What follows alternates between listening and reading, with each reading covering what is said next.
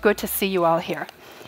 Volker, I would like to start with you, Volker Krug, and I would like to remember a quote of the former Vice Chancellor Sigmar Gabriel, who some time ago warned that the danger persists that Europe might turn into Venice. Lovely to visit, but the best economic times behind. And by now, some economists are also warning, beware that at least Germany doesn't turn into a museum, an economic museum. What is your perception of the state of the competitiveness and the economy of Europe in comparison?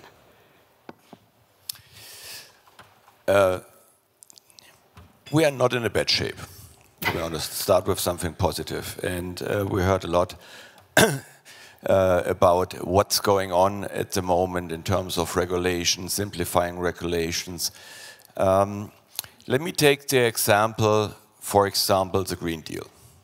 I think we all can subscribe to the goals. However, it ended up in huge regulation. And I think what we need is more freedom for, deciding on the pathways, the speed, the innovation needed for this. And you ask about the competitiveness. We need also to acknowledge that on green technology, we are in a fierce competition, with China, with the US. So more innovation, more freedom, more space for innovation, I think is needed, but we should not say that we are in a bad shape. I think because you just mentioned China and the green transition, an interesting question is also, how much do we actually need China in Europe, or the competencies of China for the green transition? Maybe someone can touch on that a little bit later during the panel. But Bill Anderson, you are responsible for a company that operates worldwide. How polarized do you perceive the world already, the economic system already, and where might it be heading by the end of the year when we know much more after the super election year that we're stuck in? Yeah, it's easy to read about the polarization and to dwell on it, but the truth is that there's still a lot more collaboration and partnership happening than not happening. And I see in the audience in the front row here a number of leaders of multinational companies where every day we're doing a huge amount of cross-border everything. Manufacturing, trade, innovation, data transfer. So, and I'm not experiencing that actually shrinking at the moment. There's lots of warning signs, and we ought to fight to keep it open. But to answer your question simply, I don't see it getting tighter by the end of the year. What we need to do is fight to continue to open things up. I have to pass you another question because you say you don't see it getting tighter, not even if Trump moves back into the White House? No, there's specific things that could happen in America, with China. These are specific things. But the main thing that's happening, and I was in China with a number of folks in the room a month ago, and we saw it. There's European companies in partnership with Chinese companies, in partnership with American companies producing really cool technology, new things that hadn't been dreamed of a decade ago on scale. So again, I'm not saying there's nothing to be down about or to worry about, but I don't think it's all gloom and doom. I think and there's things we got to do. So maybe, can I just say, I think the open markets thing is a big deal, and we got to keep fighting for that, because we start shutting the markets, the lights are going to go out in a lot of places. Yeah,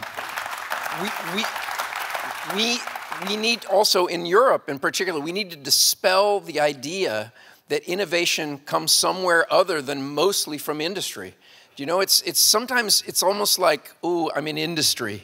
We need to get rid of that. It's like, hey, we're working to solve humanity's greatest problems, whether it's food supply, whether it's global warming. The companies of Europe and America and China are at the front lines of solving this. And so we need a really positive dynamic on this. And yeah, so I'm not going to add to the bad news on that.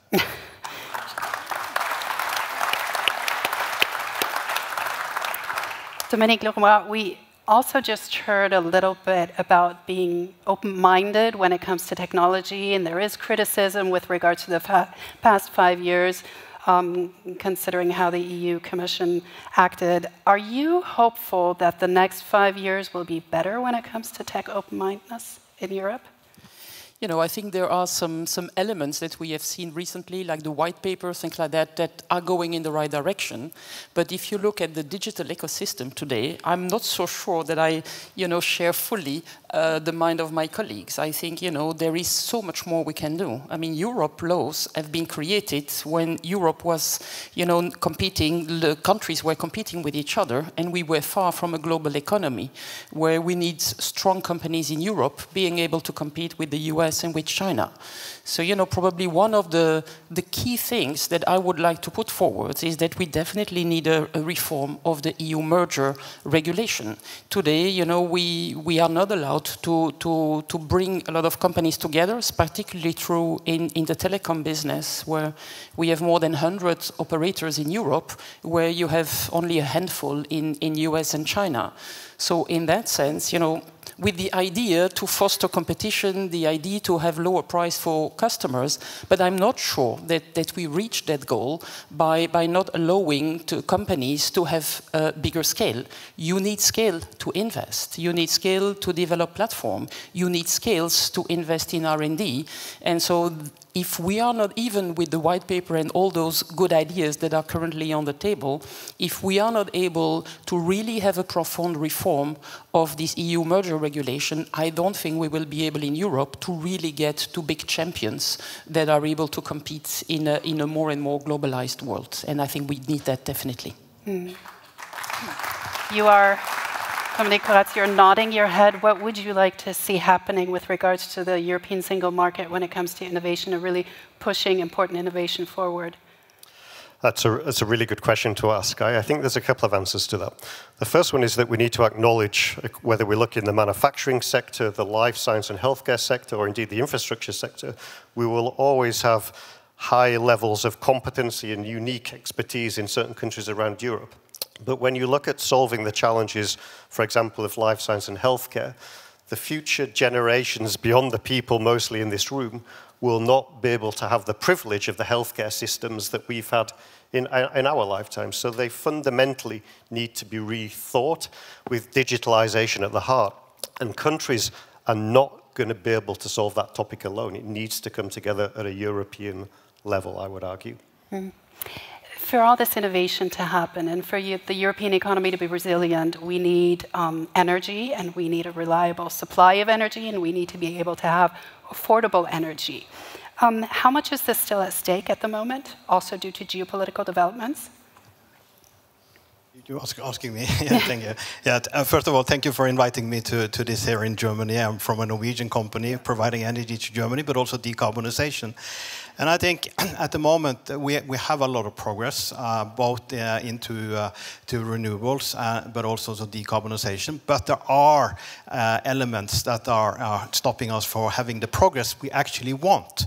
And just to be very concrete in this panel, for instance, hydrogen. Everyone wants hydrogen into the system to decarbonize, hard to abate in industry. But the EU spent a lot of time regulating the future hydrogen market, meaning that instead of using the engineers and commercial people now to innovate how to reduce the cost of the hydrogen, we are spending most of the time following the regulations.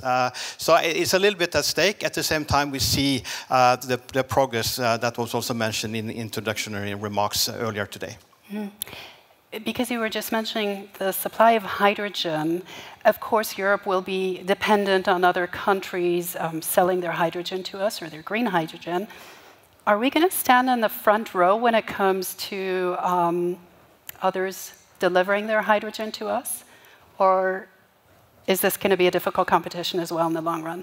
when I travel abroad, many people look at Germany as the success, how you've been able to turn energy into manufacturing, chemical industry, etc., and been quite successful.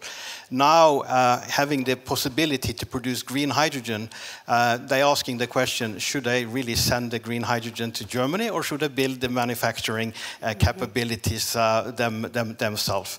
That was a conversation I had with President Lula in Brazil, and so on. So I think the diversification of the energy system will be extremely important to Europe, not only source, but also technology, and be very technology agnostic of the new energy system and what you would like to have into the system, and make it homegrown as much as possible, and work with countries like Norway, which are very close to Germany, and is a long-term reliable source of energy, both the energy you need now while transitioning, but also the energy you will need in the future, like hydrogen and CCS services. I think this is a really important issue you just touched on. It brings me to the question, who's waiting for Europe right now in the world?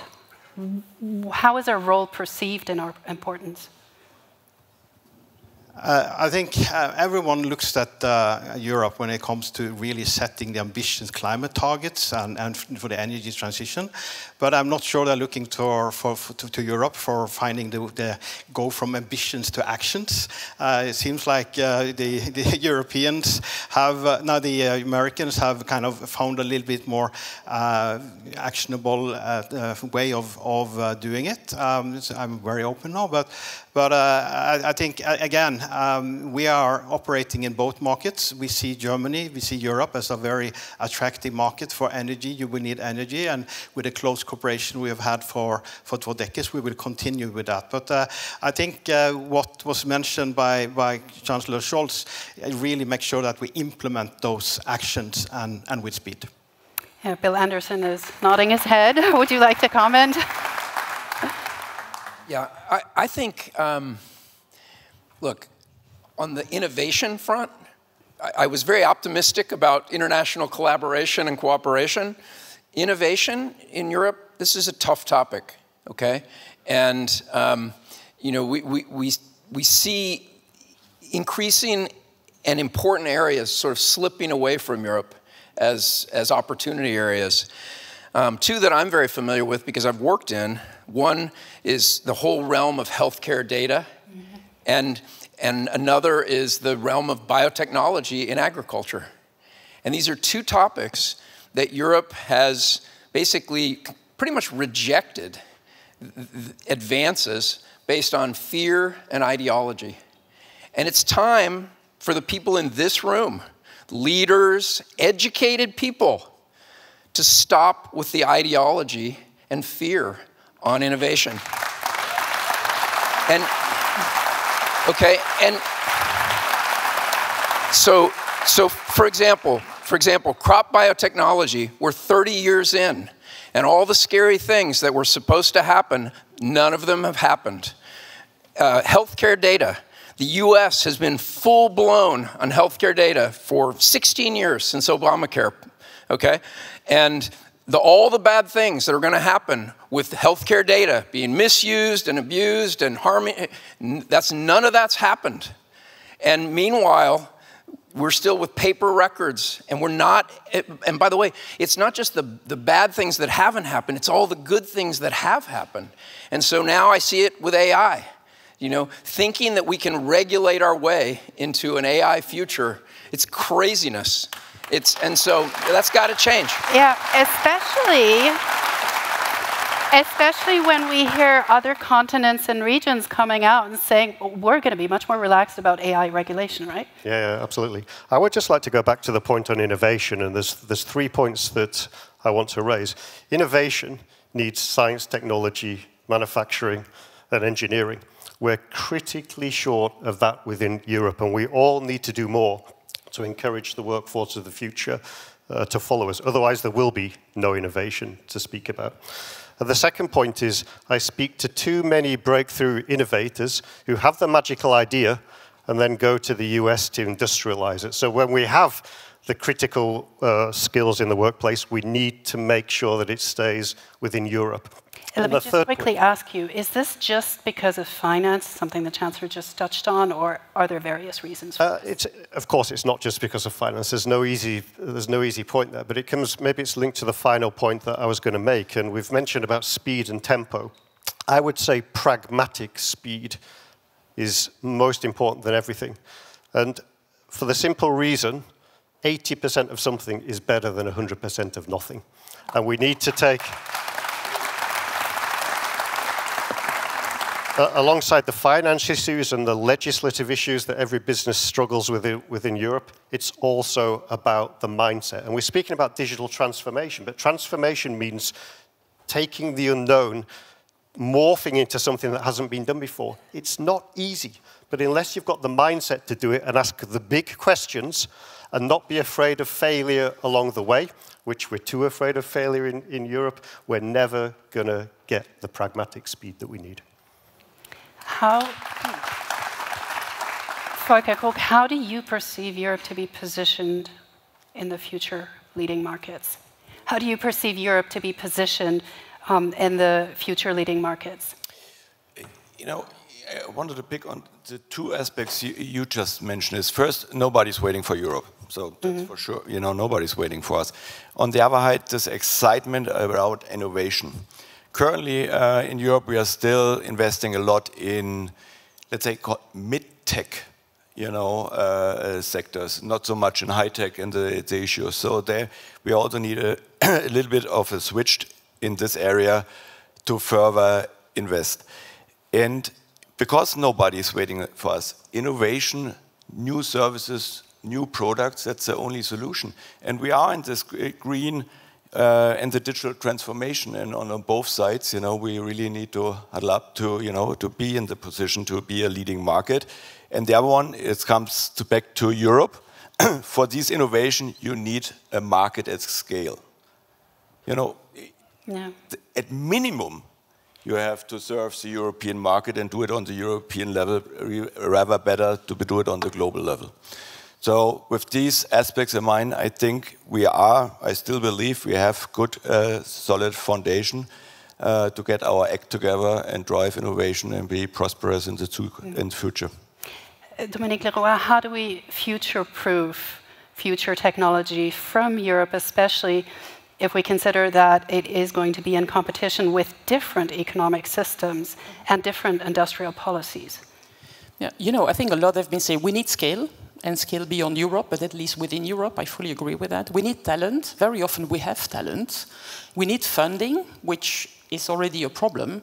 And I also think we need deregulation. You know, we said it, it's so complicated to innovate. There are great ideas in Europe, but we are not able to implement them, because every time you want to implement something, there is so many ex-ante regulation into the European system that it prevents innovation, it prevents creativity, it prevents moving forward. I'm on the board of T-Mobile US, so I see a lot, you know, the other side of the Atlantic case. There, you don't have any ex-ante regulation, but you have an extremely efficient ex-post regulation, a very efficient legal system to make sure that if something happens, you have general competition law that are extremely powerful, extremely fast, and prevent any abuse. In Europe, we don't have that. We have a very, you know, complex and very slow general legislation on competition system, but we have a lot of ex-ante rules, and this is very much what prevents talent and industry to innovate. So my plea is very much deregulation, less bureaucracy, and much more opportunity for our talent to innovate and to go into R&D and creativity, also definitely in the digital sector. Anders Opedal.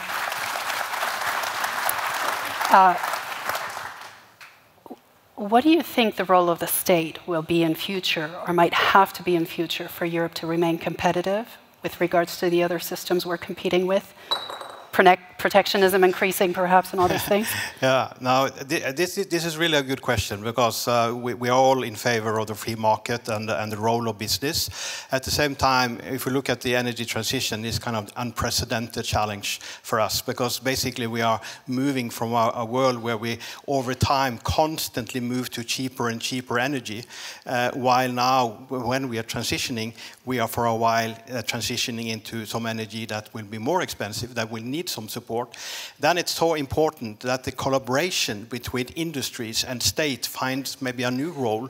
And it's not only about subsidies, but there's also a lot about deregulation. It's about letting the innovation free. It's about ensuring that some energies are having support in the beginning to ensure that energy reach a critical milestone and you have the scale effects and so on. So I think we are in unprecedented times in terms of energy transition. It will require unprecedented collaboration, both internationally, but also between the state and the industries. Now, I gave you all some time to think about a question that I think is important. The question, how important will Chinese innovation and Chinese technology be for the future competitiveness of Europe when it comes to future technologies? Who would like to comment?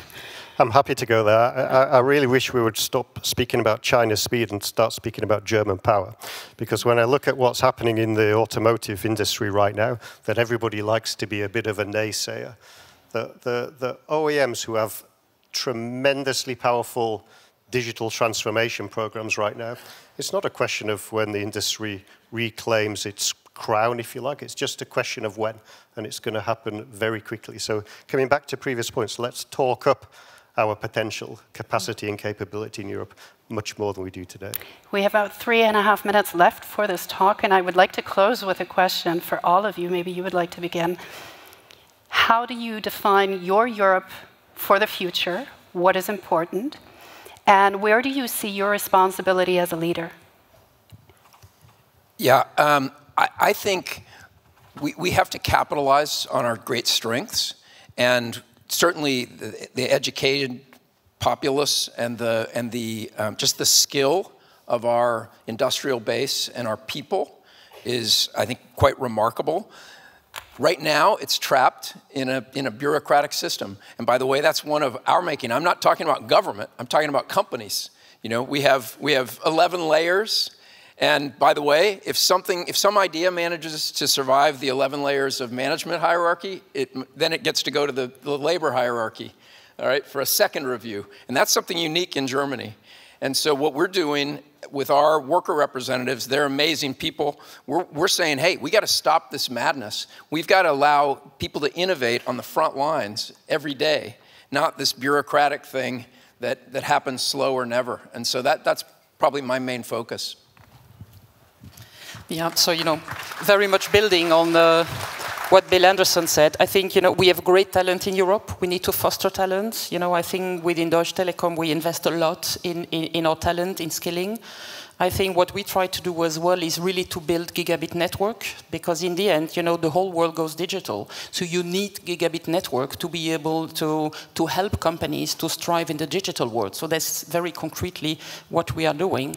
And I think what we are also trying to do is to really foster an environment where you say same service, same rules, so that Europe has also the chance to develop big digital platform, and that we are not only dependent on US one. So that would be the three things: talent, digital platform, and bringing the gigabit network to all over the countries where we are in Europe. Yeah, attracting the talent is an interesting one. I hope we touch on that a bit more during these 2 days, especially after the outcome of the European elections.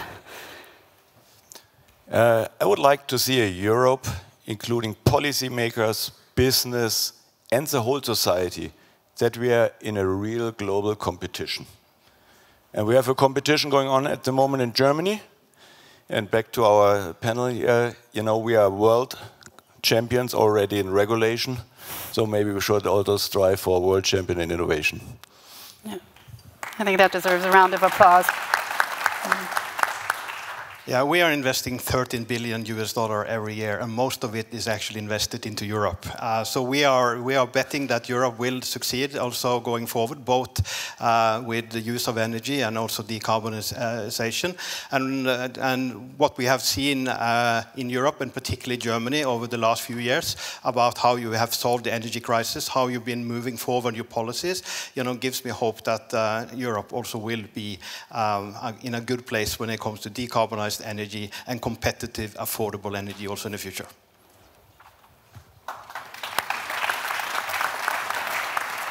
And my two comments would be ambition and skills. That's already been touched on. Ambition for Europe in my sector, the tech software industry, we can be big in Europe. Dassault Systèmes, my company, 50 billion market cap, 25,000 people. We can be big in tech. Let's have an ambition to be the software-defined industry of the world. And the second one is, of course, skills. We cannot have too much STEM skills, and we all need to do more of that to make this the intellectual and innovation capital of anywhere in the world. Thank you.